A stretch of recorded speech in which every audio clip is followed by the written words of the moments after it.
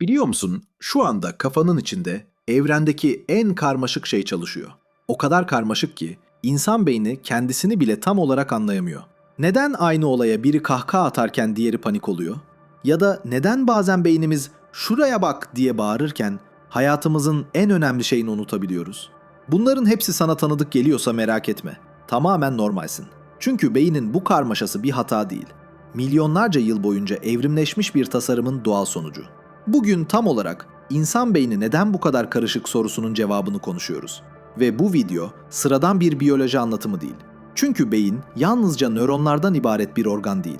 Duyguların, düşüncelerin, sezgilerin ve davranışların birlikte dans ettiği bir sahne. Videonun sonunda beynin neden çelişkilerle dolu olduğunu, nasıl hem çok akıllı hem çok saçma davranabildiğini ve tüm bu kaotik görünen sistemin seni hayatta tutmak için nasıl çalıştığını çok daha net anlayacaksın. Önce en temel yerden başlayalım. İnsan beyni aslında 3 büyük sistemin birleşimi gibi.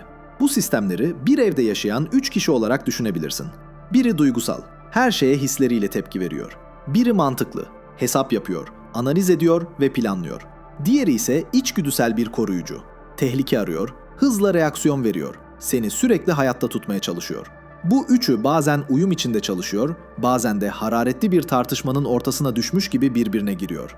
Bu üçlü beynin katmanlarını temsil ediyor. İlk katman sürüngen beyin. Nefes, kalp atışı, refleksler, hayatta kalma tepkileri. Yani otomatik pilot.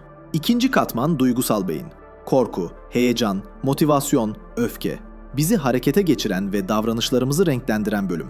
Üçüncü katman ise mantıksal beyin. Düşünen, sorgulayan, hesaplayan, plan yapan bölüm. Yani beynin aklı başında tarafı. Ama en ilginç olan şu. Bu üç katman aynı anda çalışıyor ve bazen aynı konuda farklı şeyler söylüyor. Mini bir bilgi. Beyin vücudun yalnızca %2'sini kaplıyor. Ama tüm enerjinin %20'sini harcıyor. Bu çok büyük bir rakam.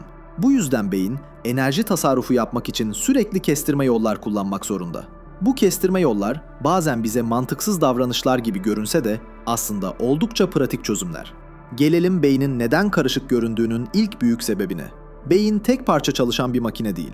Tam tersine, içinde yüzlerce farklı iş yapan bağımsız bölge var. Mesela görme bölgesi ayrı, hafıza ayrı, dil üretimi ayrı, karar verme ayrı.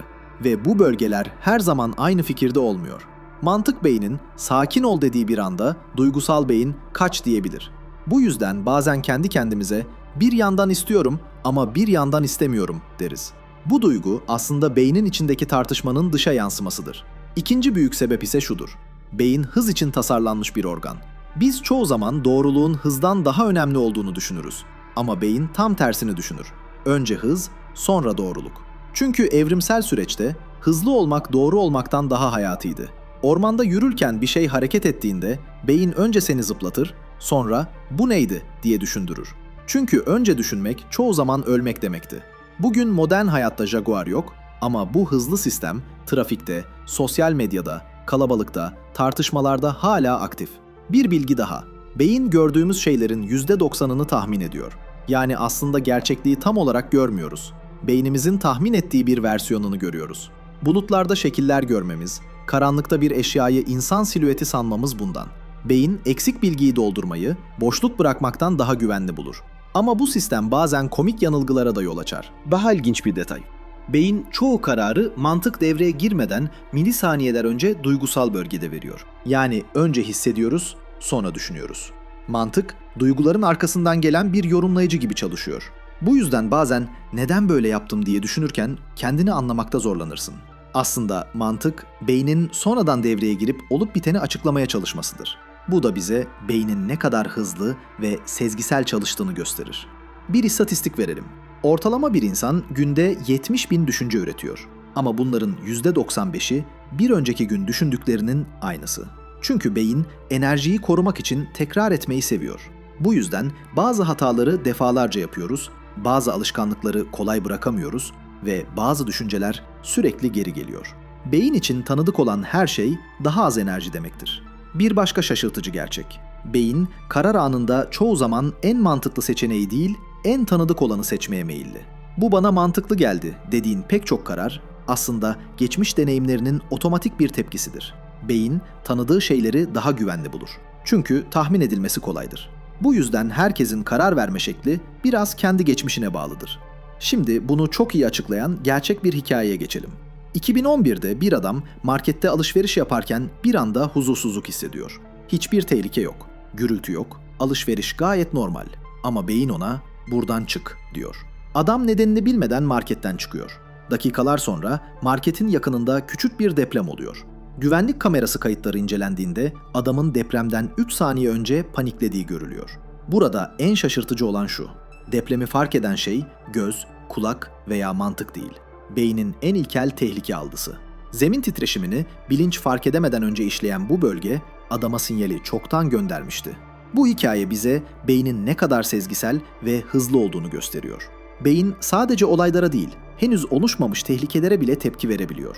Bu yüzden bazen içime bir sıkıntı çöktü dediğimiz anlar aslında beynin bilinç dışı sistemlerinin bize bir mesajı olabilir. Peki tüm bu bilgiler günlük hayatımızı nasıl etkiliyor? 1. Düşünmeden verdiğin kararların çoğu aslında mantıksız değil. Beynin seni korumaya çalışmasının bir sonucu. Mesela trafikte aniden fren yapman veya kalabalıkta aniden yön değiştirmen. Bunların çoğu bilinç dışı sistemlerin seni güvende tutma çabasıdır. 2. Bazı şeyleri unutuyoruz. Çünkü beyin sürekli gereksiz bilgiyi siliyor. Bu temizlik yapılmasa zihnimiz birkaç saat içinde bilgiyle tıkanıp çalışamaz hale gelirdi. Beynin unutma yeteneği aslında hayatta kalmamız için çok önemli bir filtreleme mekanizmasıdır. 3. Bazen kendimizi sabote ediyoruz. Çünkü beynin farklı bölgeleri farklı hedeflere odaklanıyor. Bir taraf "rahat et" derken diğer taraf "başarılı ol" diyor. Bu iç çatışma motivasyonumuzu, kararlarımızı ve davranışlarımızı etkiliyor. Ama bu da yine tamamen normal. Çünkü beyin farklı zamanlarda farklı öncelikli sistemleri devreye sokuyor. Kısaca özetleyelim. Beyin karışık değil, çok katmanlı bir yapı. Hız için tasarlanmış. Tahmin odaklı çalışıyor. Duygu ve mantık sürekli yarış halinde. Ve her saniye geleceğin provasını yapıyor. Tüm bu karışıklığın amacı seni hayatta tutmak. Sen fark etmesen bile beyin arkada sürekli çalışıyor. Ve belki de insan beyninin en büyük sırrı şu: kendini anlamak için bile kendisine ihtiyaç duyması. Yani beyin hem soruyu soran hem cevabı arayan tek organ.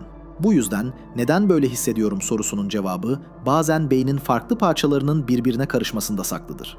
Bir şey daha var ki çoğu insan bunun farkında bile değil. Beyin yaşadığımız her deneyimi tek tek saklamıyor. Onun yerine anlamlar çıkarıyor, kurallar yazıyor ve gelecekte işimize yarayabilecek kalıplar oluşturuyor. Bu yüzden bazen bir ortamda kendimizi iyi hissederken başka bir ortamda sebepsiz bir huzursuzluk duyabiliyoruz. Aslında beyin geçmiş deneyimlere dayanarak "bu ortam güvenli" ya da "burada dikkatli ol" diye kendi kendine işaretler bırakıyor. Bu işaretler çoğu zaman bilinçsizce oluşuyor ama davranışlarımızı güçlü biçimde şekillendiriyor. Yani farkında olmadan bizi yönlendiren görünmez bir rehber gibi çalışıyor. İzlediğin için teşekkür ederim. Eğer merak etmeyi seviyorsan Bilgi Nehri'ne hoş geldin. Çok daha ilginç ve şaşırtıcı konularla devam edeceğiz.